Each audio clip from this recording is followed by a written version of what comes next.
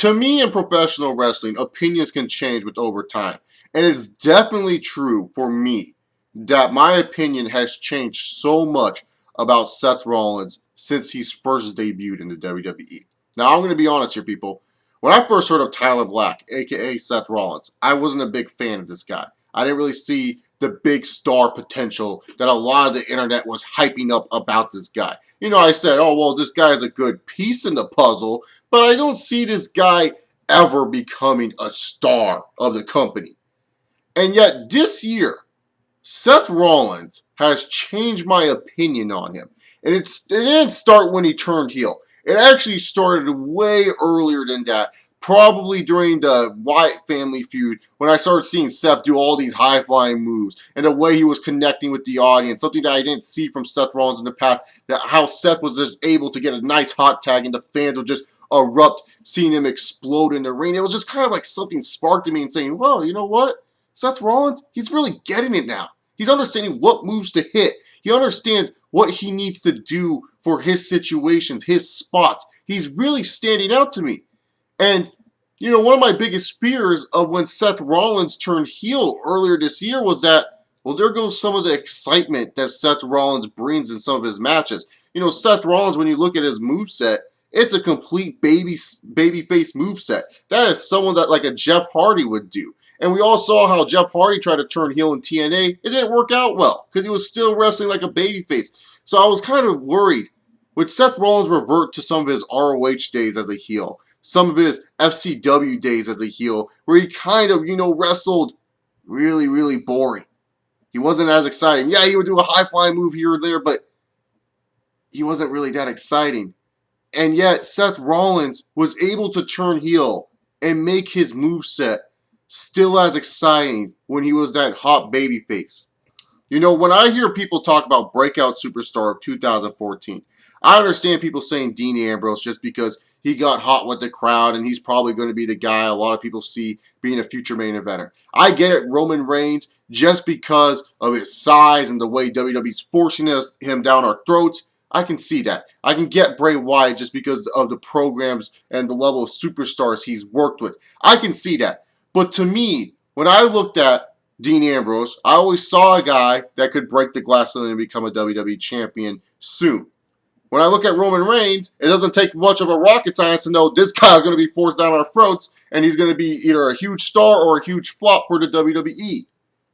And when I look at Bray Wyatt, just looking at his promo skills that he did in NXT, I knew this guy was going to be big and I knew this guy was going to do something. But Seth Rollins, I never expected him to reach the level where I'm almost saying to myself, this guy is a future superstar. And I truly mean it. And I could be eating my words in the near future. This could be a video when like it's like 4 years down the line and Seth Rollins is on Superstars jobbing out to like Heath Slater or something. I could be eating these words. But right now, at this time, I just feel Seth Rollins is at a level where he can become a huge superstar for the WWE. And when you want to talk about breakout star of the year, most improved of the year, and want to throw a dark horse for superstar of the year, it has to go to Seth Rollins to me. That's just the bottom line. Here was a guy that I didn't really like all that much. Here was a guy that I wasn't really that huge of a fan of. And yet, earlier this year, I became a fan of this guy. I started to like what this guy was doing in the ring. I liked the spots he was executing. And then when he turned heel, I said, yes, this is the right move for Seth Rollins. This is a way for Seth Rollins to show his character and show who he is. And, you know, Seth Rollins, at first, kind of shaky as a heel. But yet, as these months have gone by, he's just getting better and better and better and better. And I want to see Seth Rollins succeed. I want to keep on seeing this improvement of Seth Rollins because it seems like almost every single month this dude improves and this dude comes out there and puts on great quality television, to me at least in my opinion. He's definitely probably one of the Chase Oliver favorites right now. Top 10? Maybe not. Top 15? Yeah, let's throw him in there. But WWE, I want you to take Seth Rollins to that next level. I'm not saying win the championship off Brock Lesnar. But what I am saying is, I want him in a big featured WrestleMania match at WrestleMania 31. And the only man that can give Seth Rollins that big featured WrestleMania 31 main event, the only man who would be able to make Seth Rollins look like a legit star if Seth Rollins beats him at WrestleMania 31 is Daniel Bryan. I know a lot of people are probably shocked by this. If you're a fan of my channel, you know for a while, Chase, Daniel Bryan.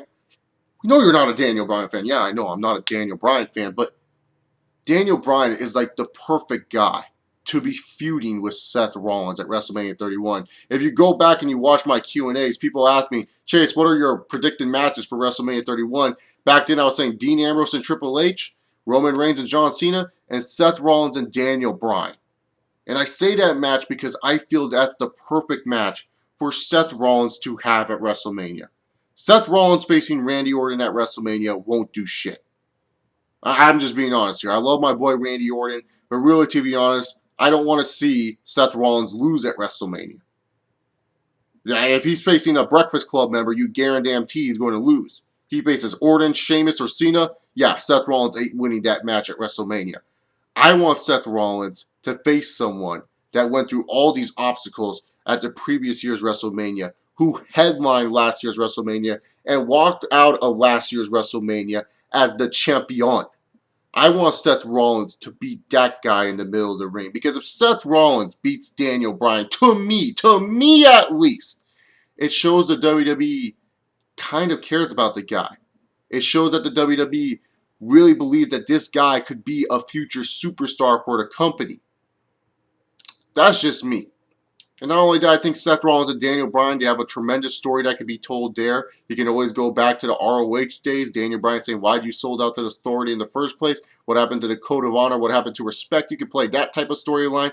You could have it where Seth Rollins is just annoyed by Daniel Bryan when Daniel Bryan comes back. Let's just say Rollins is in the Rumble. Daniel Bryan comes out, eliminates him. You have it where Seth Rollins gets very upset, beats up Daniel Bryan when he's in the Final Four to set up their feud at WrestleMania. You can do a bunch of possibilities to set up this match, but I think this is the perfect match for Seth Rollins at WrestleMania 31. I can't see him facing anyone else but Daniel Bryan, and I feel like if he faces anyone else at WrestleMania 31, it just wouldn't feel the same. It wouldn't make me feel like Seth Rollins is going to become a big superstar by winning that match. And that's just the bottom line. The only guy that I can see them doing with him at WrestleMania 31 that could be a good replacement for Daniel Bryan is Dean Ambrose. But really, do I want to see that again? Yeah, Rollins and Ambrose was a really good feud, but it got tainted a little bit after that Hell in a Cell ending. I'm just being honest here. I felt like the feud got a little bit tainted at the Hell in a Cell ending. And yeah, it could be a good close-up for the Ambrose and Rollins feud. But most likely, Ambrose will win that match and get that one over on Seth Rollins. And I want Seth Rollins to win at WrestleMania 31 this year. I think Daniel Bryan is the perfect opponent for Seth Rollins. You give these two 20 fucking minutes. It's going to be the really good, high upper card, marquee featured matchup at WrestleMania. It would be a good mix to your WrestleMania. I mean, let's face it. I think Daniel Bryan, he is a draw. He's someone that people pay to see. He's someone that people like to check out. Daniel Bryan is definitely someone that could get people to boo Seth Rollins and make Seth Rollins look like a legitimate heel. Daniel Bryan and Seth Rollins, we know they have chemistry, we know they can work with each other, and we know they can put on that phenomenal higher up mid-card featured match that will just, you know, be the one match where people are like, oh, they stole the show. Because we don't have Undertaker this year, guys. I mean, really, when it comes to marquee featured guys, it's John Cena, Brock Lesnar if he feels like showing up, and if he does show up, Triple H coming out of retirement for like the 50th time, and maybe Sting, maybe Rock. But those are big maybes. We don't even, well, Sting, we probably think he'll be there. Rock, it's up in the air if Rock will ever wrestle again, but you get the idea. This would be the perfect mid-card match. This would be the perfect higher marquee match that I've been looking for Seth Rollins. And this will be a match that will definitely make or break the career of one Seth Rollins, in my personal opinion. But anyways, guys, I want to hear from you. Do you think Daniel Bryan is the perfect opponent for Seth Rollins at WrestleMania 31? Comment down below your thoughts. And if he's not the perfect opponent, comment down below who. Who do you think is the perfect opponent for Seth Rollins to face at WrestleMania? All opinions are welcome on the Chase Oliver channel. And do you guys agree with me that you think Seth Rollins is the breakout star and the most improved superstar of 2014 and possibly a dark horse for Superstar of the Year in 2014? Leave all those comments down below. If you guys like this video, give it a big old thumbs up. Hit that subscribe button. I'll see you all next time. Hope you guys enjoy your day. Peace.